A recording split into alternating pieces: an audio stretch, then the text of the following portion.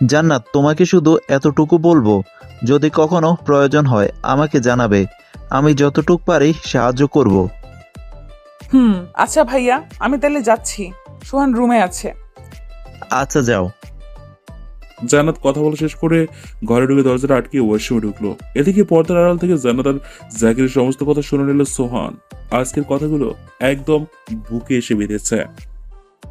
তার মানে জান্নাত মন থেকে যাচ্ছে না, যে কোনো কারণে যাচ্ছে। তার মানে আমার থ্রেটের কারণে যাচ্ছে, আমাকে ভালোবেসে নয়। জান্নাত ভেতরে ঢোকার আগে হঠাৎ চোখে পড়লো সোহান রুমের ভিতর পায়চারি করছে। সোহান তো এতক্ষণ বিছানার উপরে শুয়েছিল, তাহলে এখন আবার উঠে হাঁটছে কেন? কোনো সমস্যা হলো নাকি? ভয়ে ভয়ে রুমের ভিতর ঢুকলো। টেবিলের উপরে পানির গ্লাস আর জগ রাখা। পা টিপে টিপে এগিয়ে গিয়ে পানি ঢেলে ঢকঢক করে খেয়ে নিল। গলাটা ছেড়ে সোহানকে বলল, আপনি ঘুমানো রেখে হাঁটছেন যে, কোনো খবর আছে নাকি? না। সোহান আর কোনো কথা না বলে রুম থেকে বেরিয়ে যায়। জান্নাত কিছু জিজ্ঞেস না করে বিছানায় শুয়ে পড়লো। মাগরিবের আজানের সময় ঘুম ভাঙলো তার। চোখ মেলে তাকিয়ে দেখে মাথার একপাশে ব্যথা করছে। বিছানা থেকে নেমে ওয়াশরুমে ঢুকলো। পানির কল ছেড়ে দিয়ে চোখে মুখে পানির ছিটে দিয়ে দিল। চোখ দুটো অন্ধকারে ঝাপসা হয়ে আসছে। দেয়াল ধরে কোনোভাবে দাঁড়িয়ে কপালে হাত দিল। গায়ে হালকা জ্বর লাগছে। কিছুক্ষণ পরে হঠাৎ করেই বমির বেগ আসলে পেট কচলাতে কচলাতে অবশেষে বমি করলো। ভালো করে কুলি করে তারপর রুম থেকে বেরিয়ে আসে। হাঁটতে পারছে না, শুধু চটপট কাটছে। সোহান রুমে এসে জান্নাতকে অসুস্থ অবস্থা দেখে দৌড়ে এসে বলল, কি হয়েছে তোমার? তুমি কি অসুস্থ? জান্নাত কোনো কথা বলছে না, শুধু মা গো এরম করছে। সোহান জোরে চিৎকার দিলে সবাই দৌড়ে আসলো। জান্নাতকে ব্যথায় কুকড়াতে দেখে সখিনা বেগম জিজ্ঞেস করলেন, জান্নাত এমন করছে কেন? কি হয়েছে ওর? আন্টি, সেটা তো জানি না। আমি রুমে এসে এই অবস্থায় দেখে আপনাদের ডাক দিলাম। সখিনা বেগম জান্নাতের মাথাটাকে কোলের ভিতর নিয়ে চলে বিলি কাটছে, আর চোখ দিয়ে টপ টপ করে পানি পড়ছে। সেদিন তাড়াতাড়ি পানি ভর্তি মগ নিয়ে জান্নাতের পাশে বসলো। চোখে মুখে পানি ছিটিয়ে দিয়ে চুপচাপ বসলো। কিছুক্ষণ বেহুশ থাকার পর জ্ঞান ফিরে আসলো জান্নাতের। আধো আধো চোখ করে তাকালো। সখিনা বেগম মেয়ের জ্ঞান ফিরে আসতে মনের ভিতর স্বস্তির নিঃশ্বাস নিল। জান্নাত মা, তোর কি হয়েছে? কথা বল। এইভাবে চুপ করে থাকিস না। দেখ, সবাই তোর জন্য চিন্তায় পড়ে গেছে।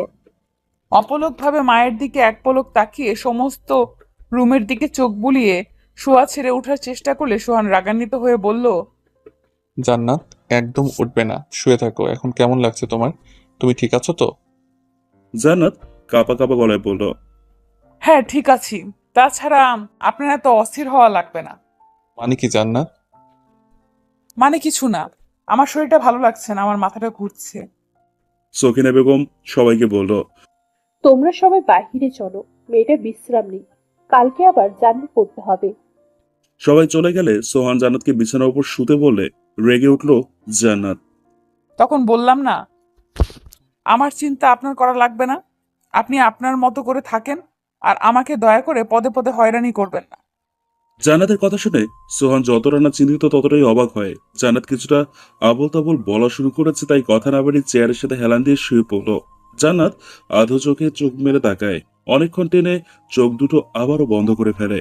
এরপর সিগারেটের প্যাকেট খুলে বের করে আঙ্গুলে ফাঁকে রাখলো। লাইটার বের করে সিগারেটে জ্বালিয়ে টানতে লাগলো। ফোনের ভলিউম কমিয়ে দিয়ে গান শুনতে লাগলো। মনটা বড্ড খারাপ লাগছে জান্নাতের জন্য। কি হয়েছে কিছুই বুঝতে পারছে না। একটু পরে দরজা ঠকঠক শব্দ। সোহান উঠে গিয়ে দরজা খুলে দেখে সখিনা বেগম দাঁড়িয়ে আছে। আন্টি। একটু বাহিরে আসো, কথা আছে। জি। সোহান মায়ের পেছনে দরজা চাপিয়ে বের হয়। সখিনা বেগম সোহানের দিকে কাঁদো কাঁদো হয়ে বলল, বাবা, জান্নাতের জন্য ভীষণ চিন্তা হচ্ছে। কি হয়েছে বুঝতে পারছি না। শরীরের অবস্থা এরকম থাকলে কালকে তো নিয়ে যেতে পারবে না। গাড়িতে গেলে তো সমস্যা নেই, বাসায় গিয়ে ডাক্তার দেখাবো। তাছাড়া অনেক দিন এখানে ছিল, তাই এখন আর এখানে থাকতে দেওয়া যাবে না। কিন্তু কোনো কিন্তু নেই, আমি জান্নাতকে কালকে সকালের গাড়িতে নিয়ে যাচ্ছি, এটাই ফাইনাল। সখিনা বেগম আর কিচ্ছু বললেন না, চুপচাপ শুনলেন। সোহান মায়ের হাত ধরে বলল, আন্টি, আপনি কোনো চিন্তা করবেন না, কথা দিচ্ছি এবার আর জান্নাতকে কষ্ট দিব না। সোহানের দিকে এক পলক দৃষ্টিতে তাকিয়ে রুমে ঢুকলো সে। রাত 8টার পরে সোহান জান্নাতকে বলল, কিছু খাবে? না। খিদে লাগেনি? না, চলো সামনে গিয়ে চা খেয়ে আসি, ঘরের ভিতরে গরম। আমি যাব না, আপনি যান। আমার শরীর ভালো লাগছে না। তাইলে তুমি বিশ্রাম নাও, আমরা কালকে সকালে বাসে চলে যাব। আমি যাব না বলে কি আপনি যাবেন না? আপনি গিয়ে চা খেয়ে আসেন। না থাক, বাহিরে খাবো না। আচ্ছা, বাসায় কি চায়ের ব্যবস্থা আছে? আছে তো মনে হচ্ছে, তবুও আপনি গিয়ে একবার খোঁজ নিন। হুম। সোহান মায়ের রুমে গিয়ে চায়ের কথা বলে তিনি বলেন, তুমি রুমে গিয়ে বিশ্রাম করো, আমি চা নিয়ে আসছি। আচ্ছা।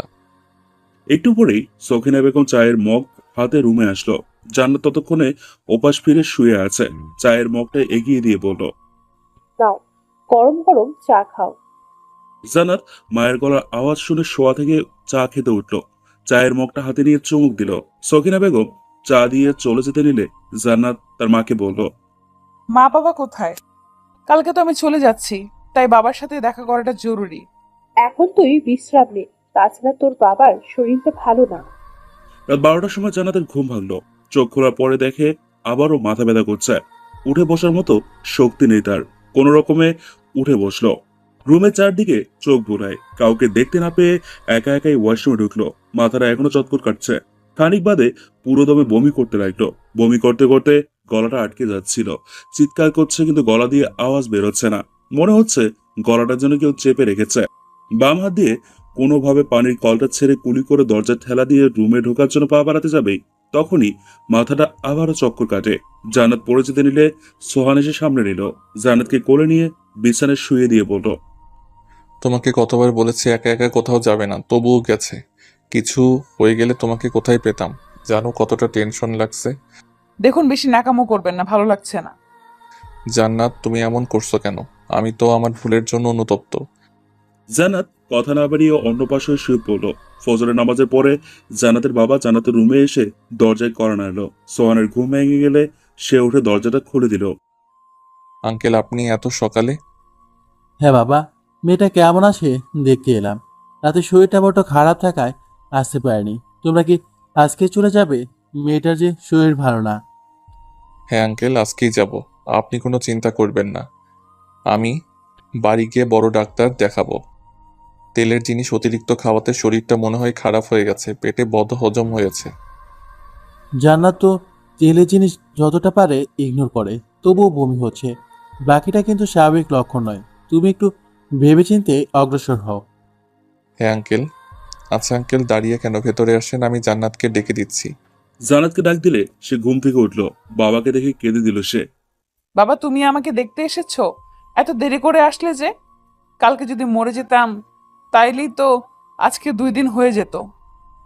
জান্নাতকে বুকের সাথে জাপটে ধরে বলল, মা, এমনটা বলিস না, খুব কষ্ট লাগছে। আমি এমন একটা হতভাগা বাবা যে নিজের মেয়ের জন্য কিছুই করতে পারলাম না। মারে, পারলে তোর এই অপরাধী বাপকে ক্ষমা করে দিস, আর মাঝে মাঝে কল দিস। জান্নাতও বাবাকে জড়িয়ে ধরে কাঁদলো। সকাল 7:45 নাস্তা সেরে বাসা থেকে নেমে 8:20 বাস স্ট্যান্ডে পৌঁছালো দুজনেই। 8:30 অর্থাৎ 8:30টায় বাস ছাড়ার কথা থাকলেও 8:40 বাস ছাড়লো। সিটের সাথে হেলান দিয়ে শুয়ে আছে জান্নাত। চোখে মুখে হাজারো চিন্তার ছাপ স্পষ্ট ফুটে উঠেছে। চোখ দিয়ে পানি গড়িয়ে পড়ছে তার। জান্নাত জানালা পাশে সিটের সাথে মাথা ঠেকিয়ে বাইরের দিকে তাকিয়ে আছে। বাতাসে তার সামনের চুলগুলো উড়ে উড়ে চোখের সামনে পড়ছে। সোহান অপলকভাবে তাকিয়ে হাসছে। গাড়ি চলছে। হঠাৎ সোহান জান্নাতের হাত ধরলো। জান্নাত চমকে উঠে সোহানের দিকে তাকায়। কিছু বলবেন? তুমি কি এখনো আমার উপরে রেগে আছো? আমি যে অন্যায় করেছি সেটা হয়তো ক্ষমার যোগ্য নয়, তবুও মন দিয়ে ক্ষমা চাইছি। জান্নাত, আমি আমার ভুলের জন্য অনুতপ্ত। তুমি একটিবার আমাকে ভালো হওয়ার সুযোগ দাও। এইভাবে চুপ করে থেকো না প্লিজ। বলো যে আমাকে তুমি ক্ষমা করে দিয়েছো। আপনি কি পাগল হয়ে গেছেন? পাবলিক প্লেসে বসে এসব ঝামেলা করার মানে কি বলুন তো? সবাইকে জানাতে চাচ্ছেন যে আমরা ঝগড়া করে বাসে উঠেছি? এতে কি আপনার সম্মান বাড়বে না কমবে? কি হবে সেটা মুখ্য বিষয় নয়, তুমি আমাকে ক্ষমা করেছো কিনা সেটাই কথা। প্লিজ জান্নাত, এবারের মতো ক্ষমা করে দাও। তুমি ক্ষমা না করলে মনের ভেতরে শান্তি পাচ্ছি না। এইভাবে চুপ করে থেকে আমাকে কষ্ট দিতে কি তোমার ভালো লাগে? জানো আমি কতটা কষ্ট পাচ্ছি? জান্নাত, আমার জন্য কি তোমার একটু মায়া লাগে না? আমি কতটা কষ্ট পাচ্ছি একটু অনুভব করো প্লিজ। এভাবে চুপ করে থেকো না, কথা বলো। আমার ভালো লাগছে না। তুমি আমার কাঁধে মাথা রেখে শুয়ে পড়ো। না। জান্নাত মাথাটা কাত করে সিটের উপরে শুয়ে পড়ল। সোহান দীর্ঘশ্বাস নিয়ে চুপচাপ অন্যদিকে তাকিয়ে রইল। বাস গিয়ে স্টেশনে থামলো। জান্নাতের এখনো ঘুম ভাঙেনি। সোহান জান্নাতের হাতের উপরে তার হাত রাখতেই জান্নাতের ঘুম ভাঙলো। আর মোড়া দিয়ে সোহানের দিকে তাকায়। আমরা এসে গেছি, নামবে, ওঠো। জান্নাত আস্তে আস্তে উঠে দাঁড়ালো। সোহান লাগেজ হাতে নিতেই বাস থেকে নিচে নামলো। জান্নাত সোহানের পিছনে পিছনে নামলো। বাস স্টেশনে দাঁড়িয়ে আছে দুজনেই। দুপুরের প্রথম প্রখর রৌদ্রে কপাল বেয়ে তরতর করে ঘাম পড়ছে। সোহান এক পলক জান্নাতের দিকে তাকিয়ে সামনের দিকে হাঁটা শুরু করলো। জান্নাত সোহানকে বলছে, শুনুন, আমি হাঁটতে পারছি না, পায়ে প্রচুর পেন করছে। মুখটা ঘুরিয়ে একটু পিছনের দিকে তাকিয়ে বলল। রিক্সা তো পাচ্ছি না, একটু অপেক্ষা করো, এখনই পেয়ে যাব। জান্নাত কথা বলাতে সোহান মনে মনে ভীষণ খুশি হয়েছে। একটু পরে কারো কণ্ঠস্বর শুনে পেছনে ফিরে তাকায় সোহান। রহিম চাচাকে দেখে ঠোঁটের কোণে হাসি ফুটল তার। চাচা, আপনি কেমন আছেন? আল্লাহ যেমনি রাখছে তেমনি আছি। তা তুমি এই রোদ্রে কই যাইতেছো? লগে মাইয়া ডাকেরা? কোথাও যাচ্ছি না, শ্বশুরবাড়ি থেকে মাত্রই আসলাম। কও কি তুমি বিয়া করলা? মুই তো একটুও শুনলাম না। সুপে সাপে বিয়া করলা? চাচা, রাগ করবেন না, আসলে বিয়েটা এত ফাস্ট হয়েছে, যার কারণে আমি কাউকে বলতে পারলাম না। হইছে বাবা, এখন তোমরা রিক্সাটায় উঠে পড়ো, আমি তোমাকে বাসায় পৌঁছায় দিয়ে আসি। তাহলে তো ভালোই হয়। সোহান লাগেজ নিয়ে রিক্সায় তুলে জান্নাতকে উঠিয়ে তারপর নিজে উঠে বসল। একটু পর রিক্সা গিয়ে দরজার সামনে থামলো। দোতলা থেকে সাথী দেখতে পেয়ে দৌড়ে নিচে নামলো। জান্নাতের কাছে গিয়ে থমকে দাঁড়ায়। জান্নাতের কাছে যেতেই আনইজি ফিল করছে সাথী। জান্নাত রিক্সা দিয়ে নামতেই সাথী জান্নাতকে জড়িয়ে ধরে জান্নাতও কাঁদলো। সাথী, কেমন আছো? আমি কেমন আছি সেটা জেনে তোমার কি হবে? তুমি কেমন আছো সেটা বলো। আমার ভালো দিয়ে কি করবা?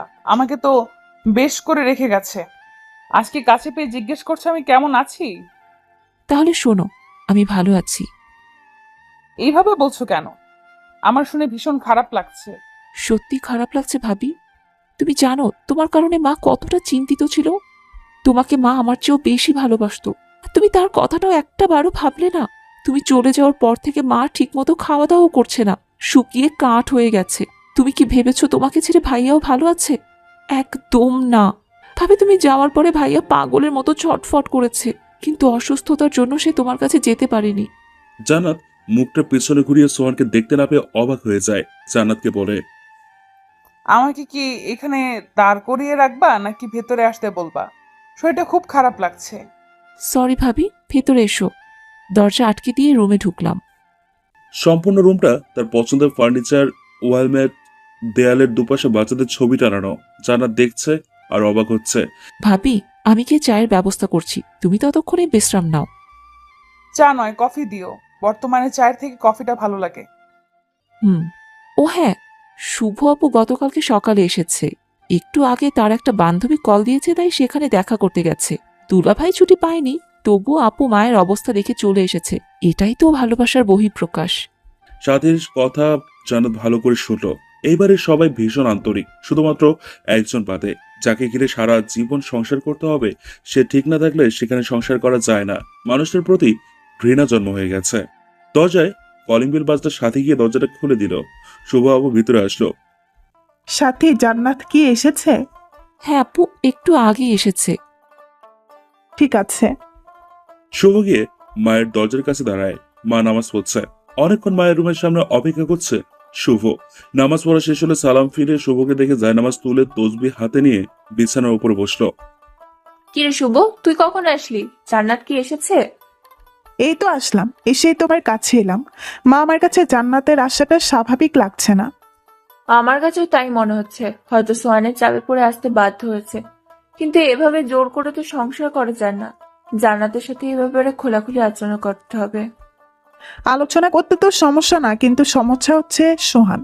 ছেলেটা রাত দিন একাকার করে জান্নাতকে গিয়ে নিয়ে এসেছে, কিন্তু এখন এসব বলে কি লাভ বল? সময় তো অনেক গড়িয়ে গেছে। শুরুতে যদি নিজের খামখেয়ালি ভাবে না মা করতো, তাহলে আজকে এমন দিন দেখা লাগতো না। তাছাড়া যারা সংসার করে শুধুমাত্র তারাই নিজেদের সমস্যা জানে। যখন দেখে সমস্যার সমাধান করার কোনো রাস্তা নেই, তখনই ডিভোর্সের সিদ্ধান্তে যায়। তবে মা, ডিভোর্সই কিন্তু সব সমস্যার সমাধান না। তা তো ঠিক, এখন আমাদের কি করণীয়? কিছুই না। সোহান যদি নিচে থেকে সংশোধন হয় তাহলে আমরা জান্নাতকে রিকোয়েস্ট করতে পারি, আর সেটা না হলে একটা মেয়ের জীবন নষ্ট করার কোনো রাইট নেই। আচ্ছা মা, তুমি থাকো, আমি জান্নাতকে দেখে আসি। বিয়ের পরে একবারও সামনাসামনি দেখা হয়নি। যা হবে এখনই কিছু বলিস না, সোহান জানতে পারলে কুরুক্ষেত্র হয়ে যাবে। আচ্ছা। শুভ মায়ের রুম থেকে জান্নাতের রুমে ঢুকলো। রুমে ঢুকে দরজার সামনে দাঁড়িয়ে বলে উঠলো, জান্নাত, আসবো? আপু আসেন। কেমন আছো জান্নাত? এই তো আছি কোনো রকম। আপনি কেমন আছেন? ভালো আর থাকতে দিলে কোথায়? তোমার দুলাভাই ছুটি পায়নি, তাই বাধ্য হয়ে আমাকে আসতে হলো। সরি আপু, আমার জন্য মা ভীষণ কষ্ট পেয়েছে জানি, কিন্তু কি করব, আমি তো বাধ্য হয়েছি স্টেপ নিতে। প্রতিটা মেয়ে বিয়ের পরে স্বামীর সাথে সংসার করতে চায়, কিন্তু দেখেন আমার কপালটাই খারাপ। না পেলাম স্বামীর ভালোবাসা, না পেলাম বাবা মায়ের কাছে মেয়ের সম্মান। কথা বলার এক পর্যায়ে জান্নাত কেঁদে ফেলে। হাউ মাউ করে কাঁদছে। চিৎকার দিয়ে কাঁদলে বোধহয় বুকের ভেতরে চাপা কষ্টটা হালকা হালকা হতো। জান্নাত কান্না দেখে শুভ নিজেকে সামলাতে পারল না। সে জান্নাতকে জড়িয়ে ধরে কাঁদতে লাগলো। জান্নাতকে সান্ত্বনা দেওয়ার মতো কোনো ভাষা খুঁজে পাচ্ছে না।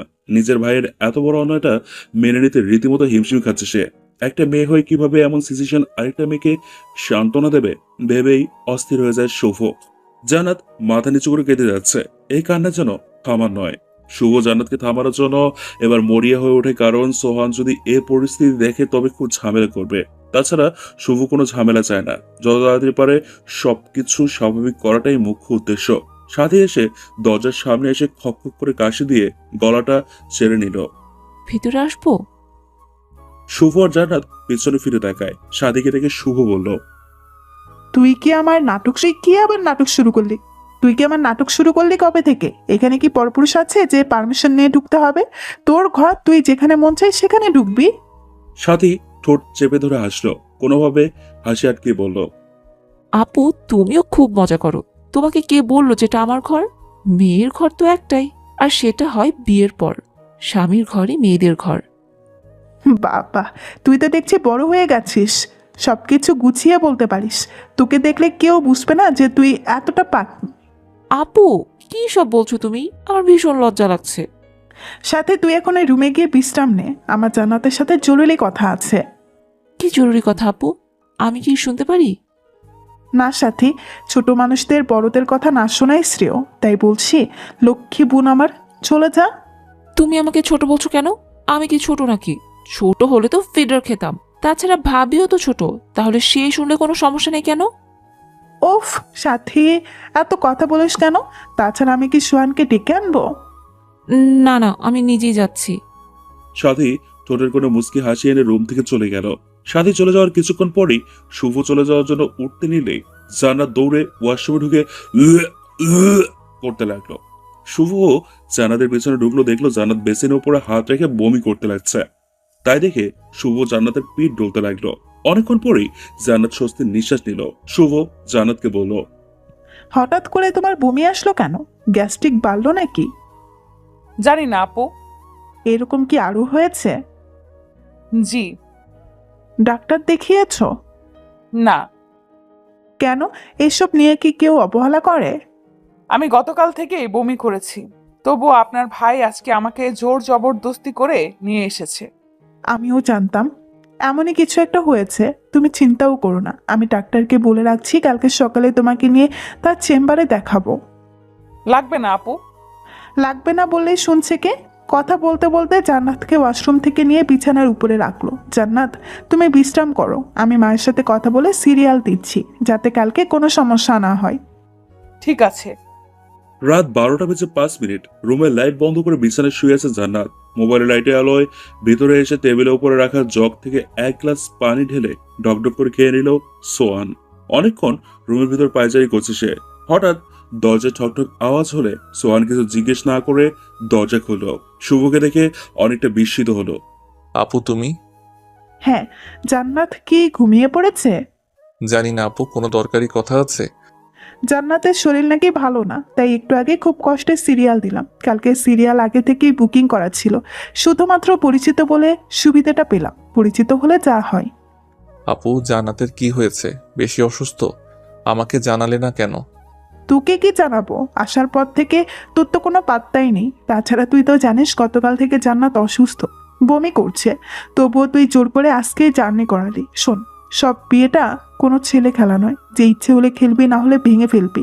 তুই না জান্নাতের স্বামী, তাহলে ওর ভালো মন্দ দেখার দায়িত্ব তো তোর, কিন্তু তুই সে দায়িত্ব পালন করিস না। আমি খুব লজ্জিত আপু, আমার খুব বড় অন্যায় হয়ে গেছে যার কারণে আমি অনুতপ্ত। আরেকটা কথা, যেটা তুই মন দিয়ে শোন, জান্নাতের শরীরের কন্ডিশনে কিন্তু খুশির সম্বাদটাও থাকতে পারে, এই ব্যাপারে কিন্তু সিরিয়াসভাবে নিতে হবে। আপু যা হওয়ার হয়ে গেছে, পিছনে যে অন্যায় করেছি সেটা তো আর সংশোধন করা যাবে না, কিন্তু এখন আমি নিজেকে সংশোধন করতে পারবো। আপু জান্নাত কি খুব বেশি অসুস্থ হয়ে পড়েছে? অনেক। মেয়েটার বমি করতে করতে দম বন্ধ হওয়ার উপক্রম তৈরি হয়েছিল। আচ্ছা শোন, রাত অনেক বেশি হয়ে গেছে, তুই এখন ঘুমাতে যা।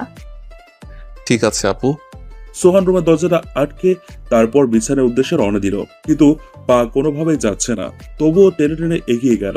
মনটা ভীষণ খারাপ লাগছে, তবুও জান্নাতের পাশে শুয়ে পড়ল সে। সকালে সূর্যের আলোয় ঘুম ভাঙল সোহানের। আড়মোড়া দিতেই হঠাৎ চোখ পড়ল জান্নাতের দিকে।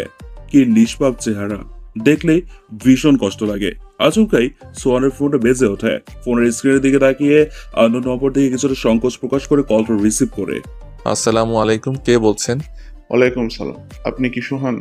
নিজের নামটা শুনে অনেকটা অবাক হয়, তারপর গলার স্বরটা নিচু করে বলল, জি আমি সোহান, কিন্তু আপনাকে তো ঠিক চিনলাম না, কে আপনি? আমাকে আপনার চেনা লাগবে না। আপনার সাথে আমার কিছু কথা ছিল, যদি সময় হয় সামনাসামনি বলতে চাচ্ছি। অপরিচিত লোকের কথায় কেমন জানি ভালো লাগছে, তবুও ইতস্তত হয়ে বলল, আপনি তো শুরুতে বললেন আপনি নাকি আমাকে চিনেন না, তাইলে আমার সাথে দেখা করে কি বলতে চাচ্ছেন? যদি খোলাসা করে বলতেন তাহলে উপকৃত হতাম। সব কথা যদি ফোনে বলা যেত তাহলে তো কোনো কথাই থাকতো না, কিন্তু কিছু কিছু কথা আছে যেটা সামনাসামনি বলতে হয়। তবু যখন জানতে চাচ্ছেন কোন বিষয়ের উপরে, তাইলে বলি, আপনি যে নিলয়কে খুন করেছেন তার ডকুমেন্ট আমার কাছে আছে। পুরো সিসিটিভি রেকর্ড, হার্ড ডিস্কের ফুটেজ এখন আমার কাছে। আমি চাইলে এটা মিডিয়াতে পাস করতে পারি, কিন্তু তাতে আমার কোনো লাভ হবে না। তাই ভাবলাম ছোট্ট একটা ডিল করি, তাতে আপনারও মঙ্গল, আমারও মঙ্গল। কথাটা বলেই কুৎসিত একটা হাসি দিল সে। সোহান তো এখন গ্যারা করে ফেসে গেছে, কপাল বেয়ে তরতর করে ঘাম পড়ছে তার। এদিকে জান্নাত সোহানের পাশে বসলো। আপনি বসে আছেন কেন? আপনি যাবেন না? আজব তো, কিছু জিজ্ঞেস করছি সেটার উত্তর দিচ্ছেন না। ঠিক আছে, দেওয়া লাগবে না। আচ্ছা, আমাকে ডাক্তার কখন দেখাবেন? আপনার সমস্যা কি? কথা জিজ্ঞেস করলে উত্তর দিচ্ছেন না। সোহান এবার উত্তর না দেওয়াতে রাগান্বিত হয়ে বিছানা থেকে নেমে সোজা ওয়াশরুমে ঢুকলো জান্নাত। ওয়াশরুম থেকে বেরিয়ে মুখটা ভালো করে মুছে সোহানের দিকে এমন নজরে তাকালো, এক নজরে তাকালো। সোহানকে ঘুম থেকে উঠে যেভাবে বসে থাকতে দেখলো, ওয়াশরুম থেকে বের হয়ে ঠিক সেভাবে বসে থাকতে দেখলো। জান্নাতের এখন কিছুটা হলেও টেনশন লাগছে, কিন্তু কি করবে বুঝতে পারছে না। এবার সাহস করে সোহানের গায়ে হাত দিয়ে ঝাঁকি দিলে এই করে বললো, কি কি? কিছু হয়নি। আপনি এমন ঘামাচ্ছেন কেন? আপনার কি সমস্যা হয়েছে? মনে মনে কিছুটা ভেবে আবারও চুপ হয়ে গেল সোহান। কিছু হয়নি। জান্নাত, মায়ের নাস্তা বানানো কি শেষ? জানি না। তাইলে দেখে আসো, যদি বানানো হয়ে থাকে তাহলে আমাকে ডাক দিও। জান্নাত রুম থেকে বেরিয়ে সোজা রান্নাঘরে ঢুকলো। রান্নাঘর খালি, কেউ ওঠেনি এখনো। জান্নাত মায়ের রুমে ঢোকার কথা চিন্তা করেও আবারও সোহানের কাছে গেল। জান্নাত রুমে ঢোকার পরে সাথে আসলো। ভাবি, আজকে মায়ের শরীরটা তেমন ভালো না, তাই আমি উঠতে নিষেধ করেছি। চলো আমরা দুজনে মিলে নাস্তা বানাই। চলো। জান্নাতকে সাথে নিয়ে রান্নাঘরে ঢোকার জন্য পা বাড়াবে, তখনই শুভ এসে হাজির। আপু কিছু বলবেন? জান্নাত, তুমি রান্নাঘরে কি চাও? মায়ের শরীরটা ভালো না, তাই নাস্তা বানাতে সাথীকে সাহায্য করতে এসেছি। একদমই না। তোমার শরীরটা কি সুস্থ? হ্যাঁ আপু, সুস্থ। আগে ডাক্তারের কাছে যাবে, রিপোর্টে কি আসবে তারপর সিদ্ধান্ত নিব তুমি কি সুস্থ নাকি অসুস্থ, বুঝলে? চুপ, কোনো আপু নাই, একটা কথাও বলবে না। এখন রুমে গিয়ে বিশ্রাম নাও। ঠিক আছে, যাচ্ছি। 30 মিনিট পরে শুভ নাস্তার ট্রে হাতে নিয়ে ঢুকলো রুমে। সোহান বিছানায় বসে পেপার পড়ছে। গলাটা ছেড়ে নিয়ে রুমে ঢুকলো শুভ। আপুকে দেখে পা ভাঁজ করে বসে বলল, আপু, তুই নিয়ে আসলি যে, সাথী কোথায়? ও ও রান্নাঘরে নাস্তা বানাই, যে কয়টা রুটি ভাজা হয়েছে তাই আমি তোদের জন্য নিয়ে আসলাম। তুমি খেয়েছো? না, তোরা খেয়ে নে, আমি পরে খাবো। পরে কেন আপু? মা খায়নি, সাথে খায়নি, ওদের রেখে কি একা খাওয়া যায় তুই বল?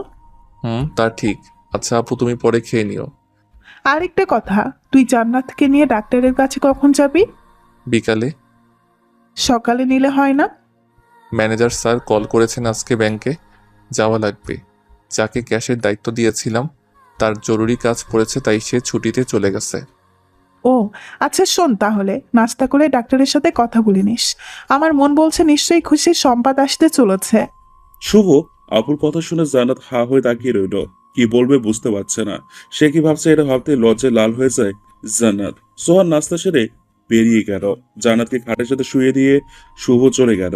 জান্নাত বালিশের সাথে মাথা ঠেকিয়ে চুপচাপ ওপাশ ফিরে তাকিয়ে থাকে।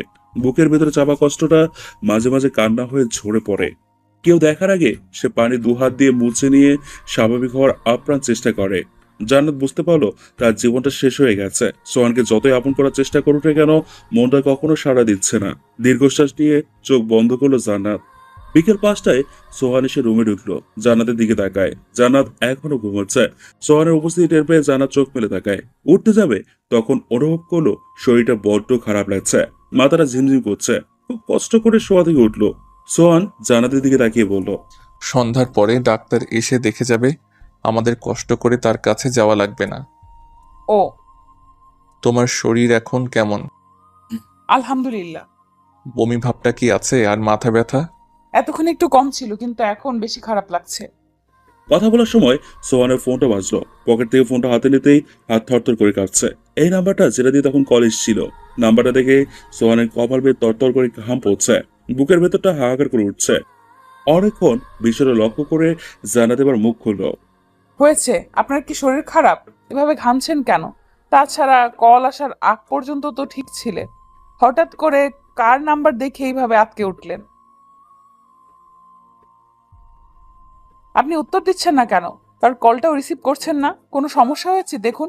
এভাবে চুপ থাকাটা কোনো সমাধান না। প্লিজ বলুন কি হয়েছে। বুঝতে পারছি, সোজা আঙুলে ঘি উঠবে না, একটু বাঁকাতে হবে। ওয়েট করেন, আমি গিয়ে মাকে ডেকে আনছি। কথাটা শেষ করে বিছানা দিয়ে ধর্মঘটে নেমে যাওয়ার জন্য পা বাড়াতে যাবে, তখনই সোহান এসে হাতে টেনে ধরল। কি ব্যাপার, হাত ধরলেন যে? এমনি। হাত ছাড়ুন। যদি না ছাড়ি?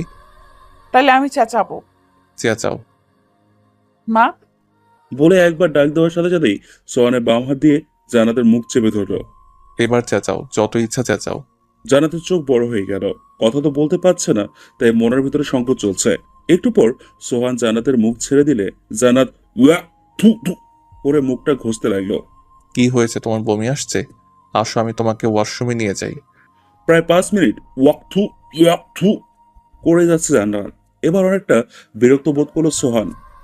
জান্নাত, কি হয়েছে? এমন করছো কেন? আপনি আপনার বাম হাতটা এতক্ষণ আমার মুখে চেপে রেখেছেন কেন? ছি, আমার বমি আসতেছে। আপনি কি মানুষ? এমন করে কেউ?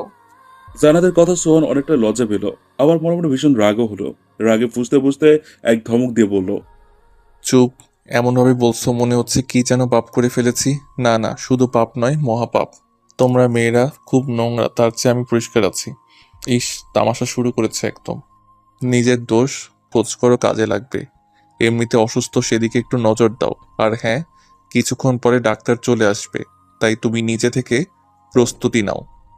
আমার কথা আপনার ভাবতে হবে না, আগে বলেন এতবার কল বাজার পরেও কেন রিসিভ করেননি? তোমার কথা আমি ভাববো না তো কে ভাববে? পাশের বাসার জলিল, রহমান, সালমান এরা। দেখুন, অতিরিক্ত হচ্ছে কিন্তু। আমি কিন্তু এখনই মাকে গিয়ে বলে আসবো। হুমকি দিচ্ছি। যদি মনে করেন হুমকি, তাইলে তাই। আর যদি মনে করেন নিজের দোষে নালিশ যাবে, তাই সেটাই। এখন আপনি কি করবেন সেটা আপনার সিদ্ধান্ত। আমার খিদে লেগে যদি তোমার দয়া হয় তাইলে 1 কাপ কফি করে আনো, সাথে চিপস। চিপস কই পাবো? রান্নাঘরে বাটার ভেতরে মা রেখেছেন অনেকদিন আগে, সেখান থেকে আমার জন্য ভেজে নিয়ে আসো। আর হ্যাঁ, ভাজার পরে উপরে একটু বেশি করে চিনি ছিটিয়ে দিও। জান্নাত মনে মনে ভাবলো, কি রাক্ষস রে বাবা, শুধু খাই খাই করে। এত খায় তবুও পেট ভরে না।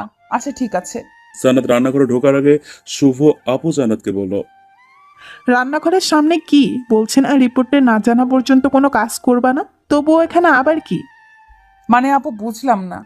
মানে সোজা ডাক্তার এসে রিপোর্ট দিবে, তারপর যেই সিদ্ধান্ত নেবার নেবে। শুভ আপুর কথা শুনে রীতিমতো চমকে গেল জান্নাত। দ্বিতীয়বারের মতো মাথা নাড়িয়ে আপুর কথা ঠোঁটের কোণে মুচকি হাসি এনে বলল, আচ্ছা আপু, আমি যাচ্ছি। হুম। জান্নাত রুমে ঢুকতেই মাগরিবের আজান কানে ভেসে আসলো। সোজা ওয়াশরুমে ঢুকে উঁচু করে বেরিয়ে নামাজ আদায় করে বিছানার উপর বসলো। সোহান কিছুক্ষণ পরে রুমে ঢুকলো। সোহানের মাথায় টুপি রেখে কিছুটা বিস্মিত হলো জান্নাত। বিয়ের পরে আজকে এই প্রথম তাকে টুপি পরে রুমে আসতে দেখলো। ব্যবসা দেখে মনে হচ্ছে নামাজ পড়ে এসছে। জান্নাত বলার জন্য মুখ খুলবে তখনই দরজায় বেল পড়লো। সোহান রুম থেকে বেরিয়ে দরজার কাছে গেল। খুলে ডক্টর দেখে খুশিতে আত্মহারা হওয়ার মতো উপক্রম হয়েছে। মনে হচ্ছে সে চাঁদ পেয়েছে। চশমার ফ্রেমটা হাতে নিয়ে হাত দিয়ে চোখের উপর ভালো করে চাপিয়ে দিয়ে বলল, কি ব্যাপার সোহান, তোমাকে আজ বেশ উল্লাস দেখাচ্ছে। নিশ্চয়ই কোনো খুশির সুসংবাদ, তাই না? না আঙ্কেল, কোনো খুশির সংবাদ নেই। আপনি ভেতরে আসুন, জান্নাত আপনার জন্য অপেক্ষা করছে। ও শিওর, লেটস গো। জি চলেন। রুমে ঢুকে ডক্টর আঙ্কেল সোহানের দিকে এক পলক তাকিয়ে তারপর জান্নাতের দিকে তাকায়।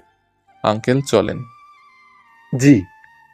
ডক্টর আঙ্কেল জান্নাতের পাশে বসলো। সোহানকে বলল, আমার জন্য এক গ্লাস পানি আনবে, খুব পিপাসা পেয়েছে।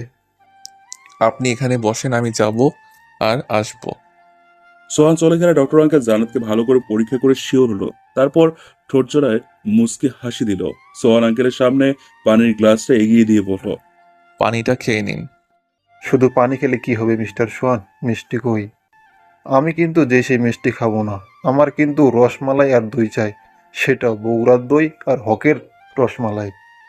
সোহানের মুখের রং ফ্যাকাশে হয়ে গেল। মাত্র কয়েক সেকেন্ডের ব্যবধানে এমনটা হবে সেটা কখনো আশা করেনি ডাক্তার। তোতাতে বলল, আপনি কি বলছেন আমি বুঝতে পারিনি, কষ্ট করে আবার বলেন। হা হা, কি যে বলেন না। কংগ্রাচুলেশন সোহান, তুমি বাবা হতে চলেছো, তাই মিষ্টির দাবি করেছি। তাছাড়া এই প্রথমবার বাবা হওয়ার স্বাদ গ্রহণ করবা আর আমাদের মিষ্টি করাবা না? সত্যি বলছেন? জি সত্যি বলছি, তবুও কালকে একটা টেস্ট করব, তারপর 100% শিওর হব। তবে হ্যাঁ, আমার ডাক্তারি লাইফে এমন কেস হাজারো এসেছে, কিন্তু মৌখিকভাবে যেটা বলেছি সেটাই কার্যকর হয়েছে। ডক্টরের কথা শেষ হতে না হতে শুভ এসে হাজির হলো। দরজার সামনে দাঁড়িয়ে সমস্ত কথাটা শুনে ভিতরে এসে সোহানের কাঁধে হাত রেখে বলল, বলছিলাম না জান্নাত কোনো নর্মাল অসুস্থ না, তাই তো ওকে দিয়ে কোনো কাজ করাইনি। সোহান চুপ কেন? তোর মুখের হাসি কোথায়? যা মাকে নিয়ে নিউজটা দিয়ে আয়।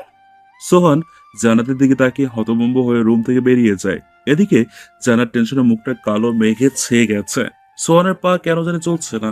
মনে হচ্ছে বুকের উপরে বিশাল বড় একটা পাথর চাপা দেয়া, যেটা সরিয়ে হাঁটা সম্ভব হচ্ছে না। ডক্টর কি বললো এটা?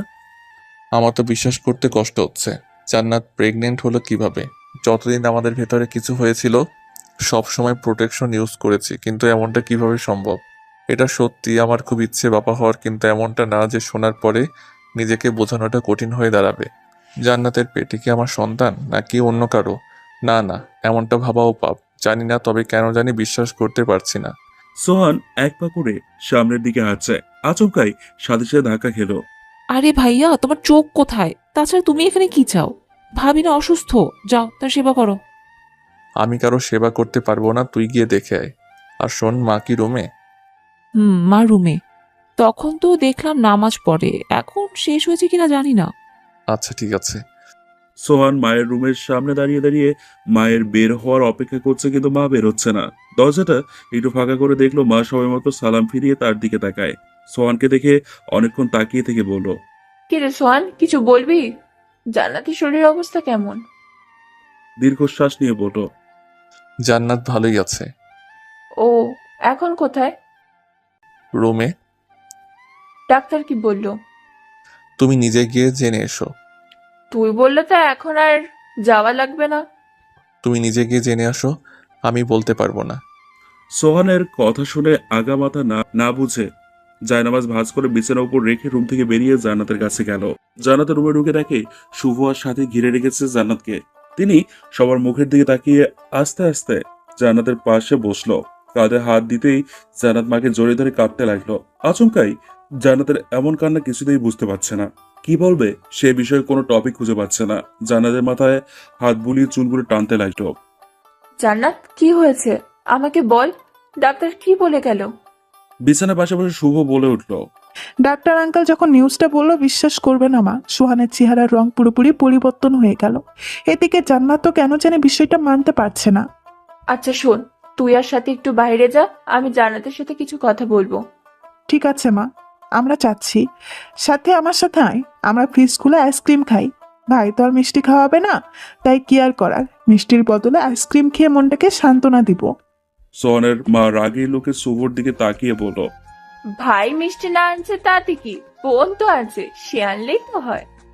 জান্নাতের ভীষণ লজ্জা লাগছে সবাই এভাবে তাকিয়ে আছে দেখে। জান্নাতের পাশে কিছুক্ষণ বসা পড়ে সোহান দরজার কাছে এসে দাঁড়ালো। সবার চোখ সোহানের দিকে পড়তেই বসা ছেড়ে উঠল। আচ্ছা মা, তুই বিশ্রাম কর, আমি আবার পরে আসবো। আচ্ছা।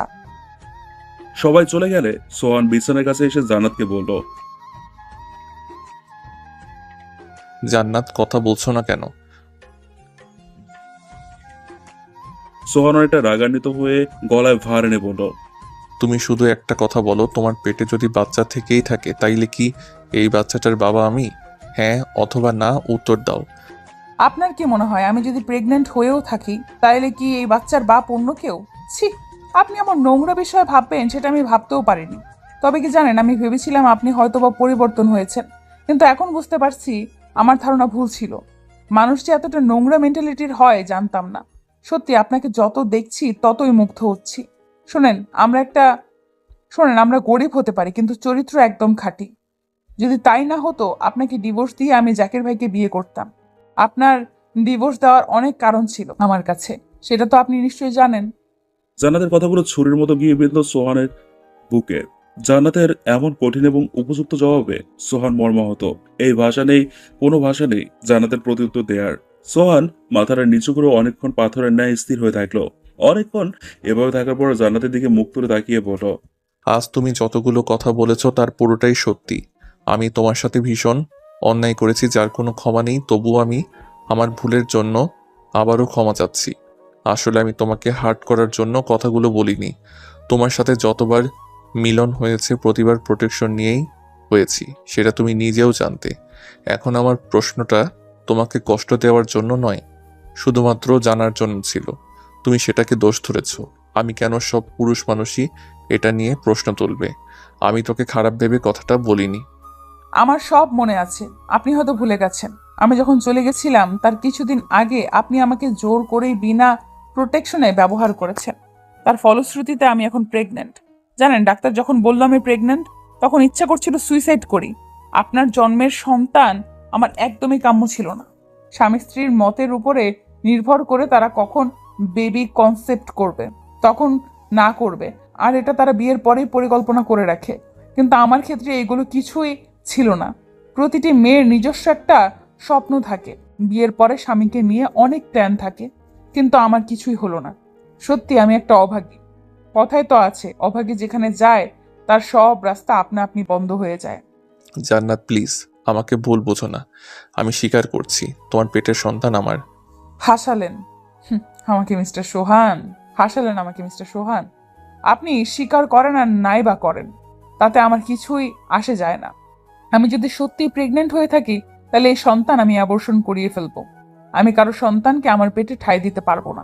জান্নাতের এমন নিষ্ঠুর উত্তরে সোহান আবেগে আপ্লুত হয়ে নিষ্পাপ দৃষ্টিতে তাকিয়ে চোখের জল ছেড়ে দিল। জান্নাত মুখটা ঘুরিয়ে পেছনের দিকে তাকায়। চোখ পানিতে টলমল করছে, বুক ফিরে হাহাকার করছে, তবুও সোহানের কাছে ধরা দিচ্ছে না। সোহান ধপাস করে ফ্লোরে বসে পড়ল। জান্নাত, তুমি কি কথা শোনালে? আমি যে সহ্য করতে পারছি না। তুমি আমার সন্তানকে মেরে ফেলতে পারবে? তুমি এত বড় কথাটা কিভাবে বললে আমি তো ভাবতে পারছি না। সোহানের কথা শুনে কোনো উত্তর দেয়নি জান্নাত। উত্তর দেওয়ার মতো অবস্থায়ও নেই। জান্নাতের চোখের পানি ছলছল করছে। এক হাত দিয়ে চোখের পানি মুছে নিয়ে ভার গলায় বলল। কালকে সকালে ইউরিন টেস্ট করিয়ে শিওর হতে হবে। যদি শুনি সত্যি আমি প্রেগনেন্ট তাহলে যা বললাম তাই করব। সোহান বসা ছেড়ে জান্নাতের হাত ধরে অনুনয়ের সহিত বলল। তুমি যেমনটা ভাবছো তেমনটা নয়। সত্যি আমি অন্য কোনো উদ্দেশ্য নিয়ে তোমাকে কিছু বলিনি।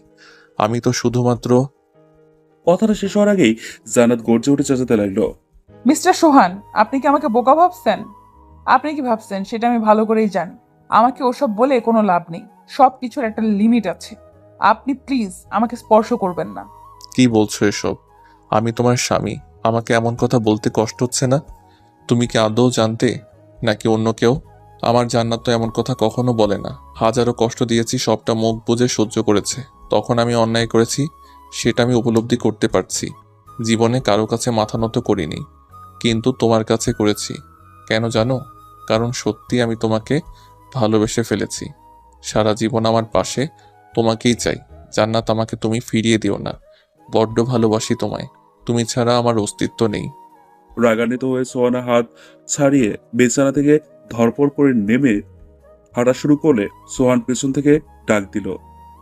জান্নাত, যেও না। আমি সত্যি তোমাকে ভালোবাসি। একটিবার আমাকে আপন করে নাও। জান্নাতের দিকে ভ্রুক্ষেপ না করে জোরে হাঁটলে নিতে এবার পাপস টান খেয়ে ধপাস করে ফ্লোরে পড়ে যায়। ও মা গো বলে নিচে পড়ে যায়। ব্যথায় পেটে হাত দিয়ে গড়াতে লাগলো। সোহান দৌড়ে গিয়ে জান্নাতকে হাঁটুর উপরে মাথা রেখে জোরে চিৎকার দিল। সোহানের চিৎকার শুনে শুভ, মা, সাথী দৌড়ে আসে। জান্নাতকে বুকের সাথে জাপটে ধরে হাও মাও করে কাঁদতে লাগলো সোহান। সোহানকে এভাবে কাঁদতে দেখে শুভ অবাক না হয়ে পারল না। সোহানকে কখনো এভাবে কাঁদতে দেখেনি। কাঁদার ভিতরে অনেক ধরন আছে। নিজের জন্য মানুষ যেভাবে কাঁদে, অন্যের জন্য কখনো কাঁদে না। অতিরিক্ত ভালোবাসা থাকলে হয়তো বুকের গভীর থেকে কষ্টটা অনুভব করা যায়। সোহান নিজে নিজে ভীষণ অনুতপ্ত। জান্নাতের প্রতি এতটাই অবহেলা করেছে, যার জন্য বুকের ভিতরটা হাহাকার করে কাঁদে। আর জান্নাতে যদি কিছু হয়ে যায়, তাহলে নিজেকে সে ক্ষমা করতে পারবে না, কখনো না। জান্নাতকে করে তুলে হসপিটালের উদ্দেশ্যে রওনা দেওয়ার জন্য হাঁটতে লাগলো। শুভ আর সোহানের মা ছেলের সাথে রওনা দিল। সিঁড়ি বেয়ে জান্নাতকে কোলে তুলে নামতে শুরু করলো। সোহান কাঁদছে আর হাঁটছে। বুকের ভেতরে প্রচন্ড পরিমাণ ব্যথা করছে। গ্যারেজ থেকে গাড়িটা বের করে জান্নাতকে পিছনের সিটে মায়ের কোলে তুলে দিয়ে সামনের সিটে শুভ আর সোহান বসলো। গাড়ি খুব জোরে জোরে টানছে। হসপিটালের সামনে গিয়ে গাড়িটা দাঁড় করিয়ে সিট খুলে জান্নাতকে কোলে তুলে নিয়ে লিফটে উঠে এমার্জেন্সি বিভাগে ঢুকলো। ডাক্তার সবাইকে বের হয়ে যেতে বলল। অনেকক্ষণ পরে বেরিয়ে এসে বলল, ভয় নেই, পেশেন্ট ঠিক আছে। তবে পুরোটা শিওর হওয়ার জন্য আর কয়েকটা টেস্ট করা লাগবে, যার রিপোর্ট পেলেই কনফার্ম হওয়া যাবে। জান্নাতের টেস্টের রিপোর্ট হাতে পাওয়ার পর ডক্টর বলল, পেশেন্ট প্রেগনেন্ট ছিল। জি। আল্লাহর রহমতে মা ও বাচ্চা ভালো আছে। সোহান জান্নাতের কাছে গিয়ে সিটে বসলো। জান্নাতকে একটু করে বাসায় নিয়ে যাওয়া হবে। সোহান জান্নাতের দিকে তাকিয়ে থাকলো। সোহানের তাকানো থেকে জান্নাত অন্যদিকে তাকালো। সোহানের চোখ পানিতে টলমল করছে। জান্নাতের হাত ধরে কাপা কাপা গলায় পড়লো, জান্নাত, প্লিজ আমার উপরে আর অভিমান করে থেকো না। খুব কষ্ট লাগছে আমার ভুলগুলো একবার ক্ষমা করে নিজেকে ভালো হওয়ার একটাবার সুযোগ দাও। শুভ এগিয়ে এসে জান্নাতের কপালে হাত বুলিয়ে দিয়ে বলল, সোহানকে ক্ষমা করে দে। কেউ তার ভুল বুঝতে পেরে ক্ষমা চাইলে তাকে ক্ষমা করে দেওয়া উচিত। সোহানের মা এসে বলল, মা হিসাবে তোর কাছে একটাই অনুরোধ, আমার ছেলেটাকে ক্ষমা করে দে। কথা দিলাম জীবনে তোর কাছে আর কোনোদিন দাবি নিয়ে আসবো না। মা আর আপুর কথা শুনে জান্নাত নিজেকে সামলাতে পারলো না। হাও মাও করে কাঁদতে লাগলো। মিনিট দশেক পর হসপিটাল থেকে বেরিয়ে গাড়িতে ওঠার জন্য দরজা খুলতে যাবে, তখনই জান্নাতের চোখ আটকে গেল সামনে দাঁড়িয়ে থাকা নিলয়ের দিকে। নিলয় ফোনে কথা বলছে, হাসছে। জান্নাত সোহানকে বলল, না না না, না। জান্নাতের তোতানো দেখে সোহান সামনে তাকিয়ে জান্নাতকে বলল, এই, তুমি ঠিক আছো? নিলয়? নিলয়? কোথায় নিলয়? ওই তো সামনে দাঁড়িয়ে। কোথায়? আমি তো কাউকে দেখতে পারছি না। ভালো করে দেখুন, নিলয় সামনে দাঁড়িয়ে ফোনে কথা বলছে। সোহান সব জায়গায় চোখ বুলায়, কিন্তু কোথাও নিলয়কে দেখতে পায় না। অবশেষে বুঝতে পারলো অসুস্থতার কারণে জান্নাতের মাথায় হয়তো সমস্যা হয়েছে। সোহান জান্নাতকে গাড়ির সিটিতে বসিয়ে বেল্ট বাঁধলো। গাড়ি স্টার্ট দিল। কিছুক্ষণের ভেতরে বাসার সামনে এসে গেট খুলে গাড়িটা গ্যারেজে রেখে বাসায় ঢুকলো। জান্নাতকে সোফার উপর শুয়ে দিয়ে ড্রেস আপ চেঞ্জ করে ফ্রেশ হয়ে জান্নাতের কাছে বসলো। শুভ কফি আর চা বানিয়ে নিয়ে এসে বলল, নাও, দুজনে যার যেটা পছন্দ সেটা খেয়ে নাও। সোহান কফি নিল আর জান্নাত চা। দুজনে খাওয়া শুরু করলো। জান্নাত এক চুমুক চায়ের কাপে দিচ্ছে আর ফাঁকে ফাঁকে জানালার দিকে তাকাচ্ছে। কিছুটা অস্বস্তি কাজ করছে তার। জান্নাত, তোমার কি খারাপ লাগছে? জান্নাত? সোহান জান্নাতের গায়ে হাত রাখতে লাফিয়ে উঠে সোহানকে জড়িয়ে ধরলো। জান্নাত, তুমি কি কোনো বিষয় নিয়ে টেনশনে আছো? তোমাকে দেখে অনেক চিন্তিত মনে হচ্ছে। তখন বুঝতে পারলো জান্নাতের শরীর খারাপ লাগছে, বুকের ভেতরে শক্ত করে চেপে ধরে রেখেছে। জান্নাতকে বালিশের সাথে শুয়ে রেখে কপালে হাত বুলিয়ে দিল। বাতাসে উড়ে উড়ে চুলগুলো কপালে উপর এসে পড়লো। হাত দিয়ে চুলগুলো সরিয়ে দিয়ে অপলক দৃষ্টিতে জান্নাতের দিকে তাকিয়ে থাকলো সোহান। ভীষণ মায়াবী মুখ। জান্নাতকে রেখে বিছানায় দিয়ে নামার জন্য পা বাড়াতে যাবে, তখন বুঝতে পারলো কেউ তার শার্ট আঁকড়ে ধরে রেখেছে। হালকাভাবে পিছনে ফিরে তাকিয়ে দেখলো জান্নাতের একটা হাত দিয়ে তার শার্ট ধরে রেখেছে। ঘুমন্ত অবস্থায় বিরক্ত করতে চায়নি সোহান। কিছুক্ষণ অপেক্ষা করে জান্নাতের হাত থেকে শার্টটা ছড়িয়ে নিয়ে রুম থেকে বেরিয়ে গেল। রাত 11টার দিকে সোহান রুমে আসলো। রুমে এসে লাইটগুলো জ্বালিয়ে জান্নাতকে ডিনার করতে আস্তে করে ডাক দিল। সোহানের ডাক জান্নাতের কান পর্যন্ত পৌঁছানোর আগে জান্নাত চোখ খুলে তাকালো। জান্নাতকে দেখে ঠোঁটের কোণে অস্ফুট হাসি ফুটলো সোহানের। তোমার শরীর এখন কেমন? আলহামদুলিল্লাহ। কাঁধে হাত দিতে দিতে বলে উঠলো জান্নাত। তোমার কাঁধে কি পেইন করছে? আমি মেসেজ করে দিব? জানি না, হঠাৎ করে কাঁধে পেইন করছে। হয়তো উল্টোপাল্টা ঘুমানো হয়েছে, যার কারণে এমনটা হয়েছে। তুমি 2 মিনিট দাঁড়াও, আমি যাব আর আসবো। কোথায় যাবেন? তেল গরম করতে। কিছু লাগবে না, এমনিতেই কমে যাবে। চুপ, একদম চুপ। আমি যা বলবো তাই হবে। তোমার কথা শুনে বিপদ আনবো নাকি? জান্নাত অনেকটা স্বাভাবিক হওয়ার চেষ্টা করছে। নিজের অনিচ্ছা সত্ত্বেও সোহানকে ক্ষমা করেছে। সোহানের মা বোন এত করে অনুরোধ করেছে, সেটা জান্নাত কি করে ফেলতে পারে? ভাগ্যের ওপর সবকিছু নির্ভর করে এটা মেনে নিয়ে সামনে এগিয়ে যাওয়ার পরিকল্পনায় মগ্ন জান্নাত। জান্নাত উপলব্ধি করতে পারছে শাশুড়ির ননদ যতই ভালোবাসুক না কেন, নিজের ছেলের ভাইয়ের সামনে পরের মেয়ে একটা কাটা মাত্র। মুখে যতই বলুক ছেলের বউকে নিজের মেয়ে ভাববে, কিন্তু সময়ই বলে দেয় পরের মেয়েকে কখনো নিজের মেয়ে ভাবে না। হয়তো হাতে কোনো একটা হতে পারে, বাকি সব শ্বশুরবাড়ি একই।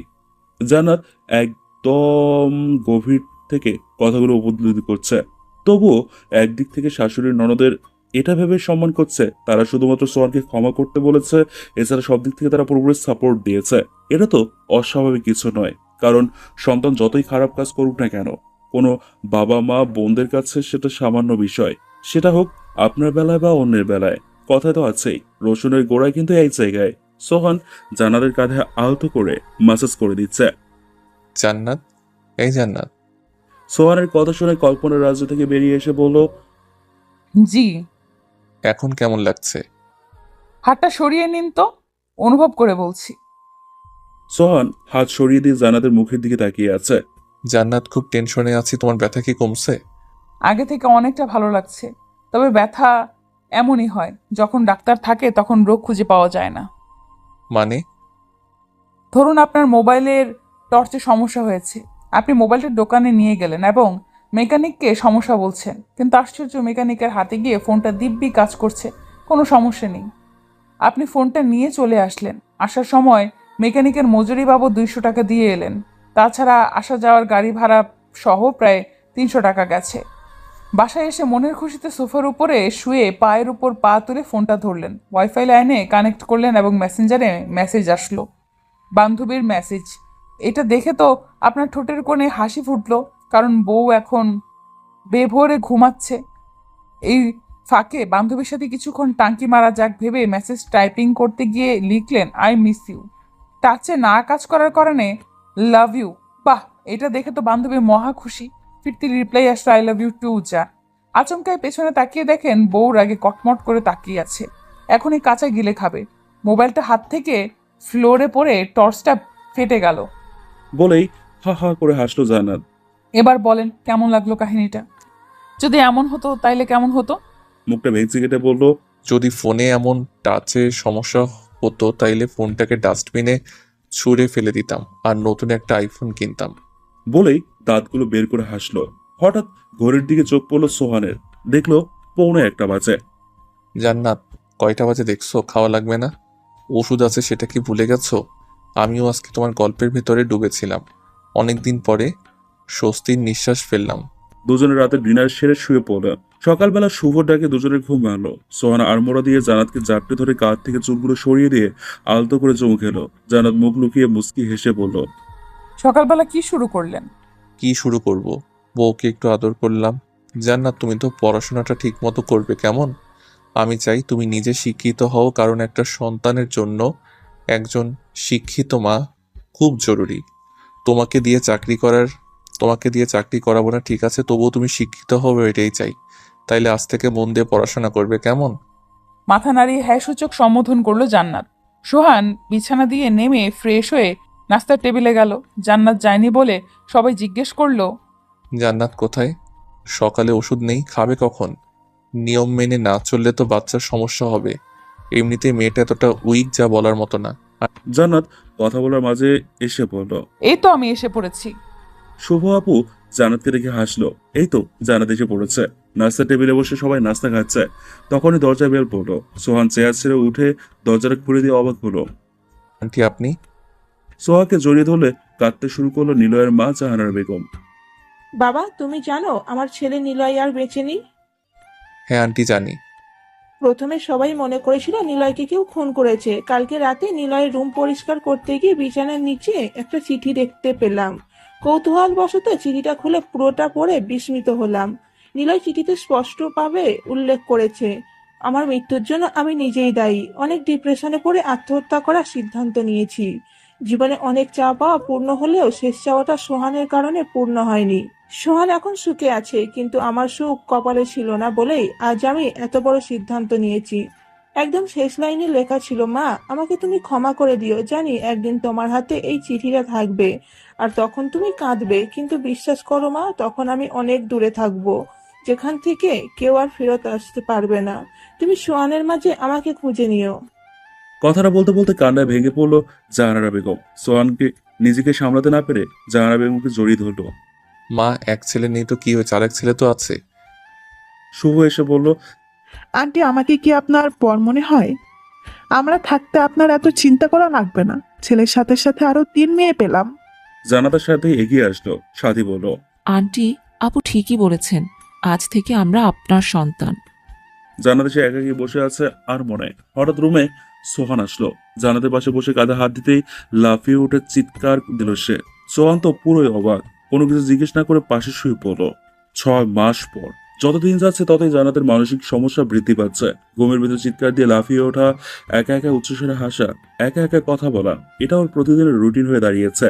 মানুষ যখন অতিরিক্ত ডিপ্রেশনে ভুগতে থাকে তখন নিজের স্বাভাবিক জ্ঞান থাকে না, এটা কোনো অবাস্তব না, অবাস্তব কথা নয়। সেদিনের পর থেকে সোহান জানাতের প্রতি নিজের চেয়েও বেশি যত্ন নিচ্ছে। জানাতকে দেখাশোনা করার জন্য একজন নার্স রেখেছে, যাতে ওর কোনো কষ্ট না হয়। সোহান জানাতের অবস্থা দেখে রীতিমতো থতমত খাচ্ছে। কি ছিল আর কি হলো? সামান্য একটা ঝড়ে তার সাজানো সংসারটা মোমবাতির নিভু আলোয় জ্বলছে। জোরে বাতাস বইলে নিভে যাবে এমন সংশয় নিয়ে দিন কাটাচ্ছে। সোহান এখন নামাজ পড়া শুরু করেছে।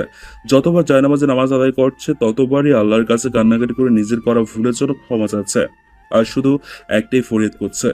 এভাবেই প্রতিদিন একজন স্বামী আল্লাহর কাছে ফরিয়াদ করছে, হে আল্লাহ, হে রহমতের মালিক, জীবনে যত পাপ করেছি, অন্যায় করেছি, সবকিছু জেনে বুঝে করেছি, তার জন্য তওবা করছি। বেঁচে থাকতে এমন পাপ কাজ করব না। হে আল্লাহ, আমার জীবনের বিনিময়ে তুমি আমার স্ত্রীকে সুস্থ করে স্বাভাবিকভাবে বাঁচার মতো সুযোগ করে দাও। আমি যেন মায়ের আদেশ পালনের সাথে সাথে স্ত্রী সন্তানদের নিয়ে সুখে থাকতে পারি। তুমি তো পৃথিবীর সমস্ত সুখ আমাকে দিয়েছো, তার জন্য তোমার দরবারে শুকরিয়া জানাই। আল্লাহ ক্ষমাশীল। নিশ্চয়ই তিনি তার বান্দাকে ক্ষমা করে জান্নাতকে আবারও স্বাভাবিক জীবনে ফিরিয়ে আনবে, এটাই তার একমাত্র বিশ্বাস। জীবনটা একটা রঙ্গমঞ্চ। মানুষ যখন সবকিছু পায় তখন আল্লাহকে চেনে না। দুদিনের এই দুনিয়াতে নিজের ইচ্ছে মতো সবকিছু করে, কিন্তু এটা ভাবে না জীবনটা একটা তুচ্ছ বস্তু। শরীরটা মাটির তৈরি, শরীরের ভেতরে যে প্রাণ পাখিটা আছে এটা আল্লাহর নিকট সময় মতো আজরাইল এসে জান কবজ করে যাবে, হিসেব করবে আসরের ময়দানে। ততদিন পর্যন্ত মাটির নিচের ঘরে থাকতে হবে। তাই সবার দুনিয়াতে বসে আখিরাতের জন্য কিছু রেখে যাওয়া, যাতে হাসরের ময়দানে শাস্তিটা কম হয়। সোহান যখন সবকিছু পেয়েছিল তখন সে জান্নাতকে মূল্যায়ন করেনি, কিন্তু সব শেষ হওয়ার পর তার কদর বুঝেছে। জান্নাত হয়তো বা স্বাভাবিক জীবনে ফিরে আসবে, কিন্তু কবে আসবে সেটা সময়ই বলে দেবে। যেমন দাঁত থাকতে কেউ দাঁতের মর্যাদা বোঝে না।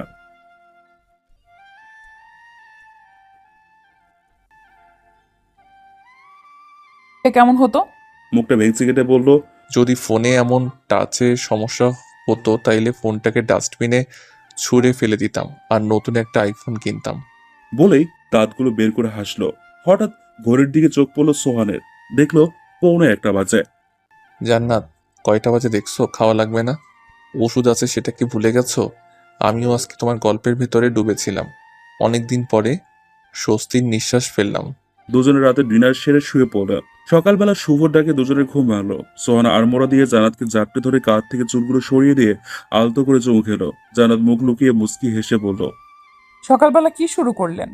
কি শুরু করব? বউকে একটু আদর করলাম। জান্নাত, তুমি তো পড়াশোনাটা ঠিক মতো করবে কেমন? আমি চাই তুমি নিজে শিক্ষিত হও, কারণ একটা সন্তানের জন্য একজন শিক্ষিত মা খুব জরুরি।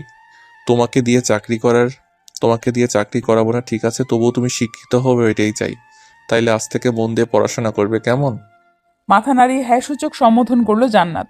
সোহান বিছানা দিয়ে নেমে ফ্রেশ হয়ে নাস্তার টেবিলে গেল। জান্নাত যায়নি বলে সবাই জিজ্ঞেস করলো, জান্নাত কোথায়? সকালে ওষুধ নেই, খাবে কখন? নিয়ম মেনে না চললে তো বাচ্চার সমস্যা হবে।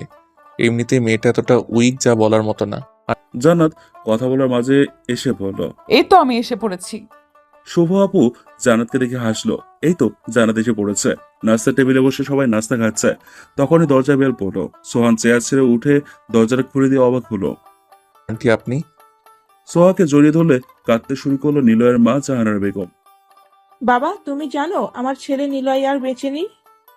হ্যাঁ আন্টি জানি। প্রথমে সবাই মনে করেছিল নিলয়কে কেউ খুন করেছে। কালকে রাতে নিলয়ের রুম পরিষ্কার করতে গিয়ে বিছানার নিচে একটা চিঠি দেখতে পেলাম। কৌতূহলবশত চিঠিটা খুলে পুরোটা পড়ে বিস্মিত হলাম।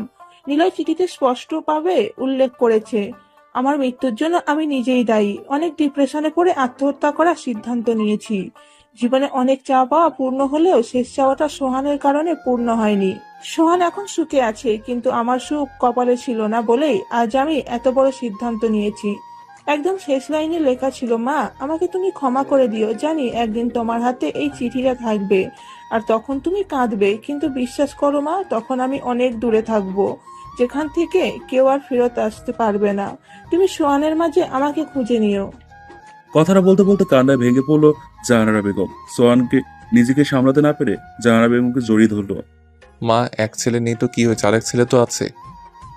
শুভ এসে বলল, আন্টি আমাকে কি আপনার পর মনে হয়? আমরা থাকতে আপনার এত চিন্তা করা লাগবে না। ছেলের সাথে সাথে আরো 3 মেয়ে পেলাম। জানাতার সাথে এগিয়ে আসলো। সাথী বলল, আন্টি, আপু ঠিকই বলেছেন, আজ থেকে আমরা আপনার সন্তান। জান্নাত সে একাকি বসে আছে আর মনে। হঠাৎ রুমে সোহান আসলো। জান্নাতের পাশে বসে কাঁধে হাত দিতেই লাফিয়ে উঠে চিৎকার দিল সে। সোহান তো পুরোই অবাক। কোনো কিছু জিজ্ঞেস না করে পাশে শুয়ে পড়লো। 6 মাস পর। যতদিন যাচ্ছে ততই জান্নাতের মানসিক সমস্যা বৃদ্ধি পাচ্ছে। ঘুমের ভিতর চিৎকার দিয়ে লাফিয়ে ওঠা, একা একা উচ্চস্বরে হাসা, একা একা কথা বলা, এটা ওর প্রতিদিনের রুটিন হয়ে দাঁড়িয়েছে। মানুষ যখন অতিরিক্ত ডিপ্রেশনে ভুগতে থাকে তখন নিজের স্বাভাবিক জ্ঞান থাকে না, এটা কোনো অবাস্তব না, অবাস্তব কথা নয়। সেদিনের পর থেকে সোহান জান্নাতের প্রতি নিজের চেয়েও বেশি যত্ন নিচ্ছে। জান্নাতকে দেখাশোনা করার জন্য একজন নার্স রেখেছে, যাতে ওর কোনো কষ্ট না হয়। সোহান জান্নাতের অবস্থা দেখে রীতিমতো থতমত খাচ্ছে। কি ছিল আর কি হলো? সামান্য একটা ঝড়ে তার সাজানো সংসারটা মোমবাতির নিভু আলোয় চলছে। জোরে বাতাস বইলে নিভে যাবে এমন সংশয় নিয়ে দিন কাটাচ্ছে। সোহান এখন নামাজ পড়া শুরু করেছে। যতবার জায়নামাজে নামাজ আদায় করছে ততবারই আল্লাহর কাছে কান্নাকাটি করে নিজের করা ভুলের জন্য ক্ষমা চাচ্ছে। আর শুধু একটাই ফরিয়াদ করছে। এভাবেই প্রতিদিন একজন স্বামী আল্লাহর কাছে ফরিয়াদ করছে। হে আল্লাহ, হে রহমতের মালিক, জীবনে যত পাপ করেছি, অন্যায় করেছি, সবকিছু জেনে বুঝে করেছি, তার জন্য তওবা করছি। বেঁচে থাকতে এমন পাপ কাজ করব না। হে আল্লাহ, আমার জীবনের বিনিময়ে তুমি আমার স্ত্রীকে সুস্থ করে স্বাভাবিকভাবে বাঁচার মতো সুযোগ করে দাও। আমি যেন মায়ের আদেশ পালনের সাথে সাথে স্ত্রী সন্তানদের নিয়ে সুখে থাকতে পারি। তুমি তো পৃথিবীর সমস্ত সুখ আমাকে দিয়েছ, তার জন্য তোমার দরবারে শুকরিয়া জানাই। আল্লাহ ক্ষমাশীল। নিশ্চয়ই তিনি তার বান্দাকে ক্ষমা করে জান্নাতকে আবারও স্বাভাবিক জীবনে ফিরিয়ে আনবে, এটাই তার একমাত্র বিশ্বাস। জীবনটা একটা রঙ্গমঞ্চ। মানুষ যখন সবকিছু পায় তখন আল্লাহকে চেনে না। দুদিনের এই দুনিয়াতে নিজের ইচ্ছে মতো সবকিছু করে, কিন্তু এটা ভাবে না জীবনটা একটা তুচ্ছ বস্তু। শরীরটা মাটির তৈরি। শরীরের ভেতরে যে প্রাণ পাখিটা আছে, এটা আল্লাহর নিকট সময় মতো আজরাইল এসে জান কবজ করে যাবে, হিসেব করবে হাশরের ময়দানে। ততদিন পর্যন্ত মাটির নিচের ঘরে থাকতে হবে। তাই সবার দুনিয়াতে বসে আখিরাতের জন্য কিছু রেখে যাওয়া, যাতে হাশরের ময়দানে শাস্তিটা কম হয়। সোহান যখন সবকিছু পেয়েছিল তখন সে জান্নাতকে মূল্যায়ন করেনি, কিন্তু সব শেষ হওয়ার পর তার কদর বুঝেছে। জান্নাত হয়তো বা স্বাভাবিক জীবনে ফিরে আসবে, কিন্তু কবে আসবে সেটা সময়ই বলে দেবে। যেমন দাঁত থাকতে কেউ দাঁতের মর্যাদা বোঝে না।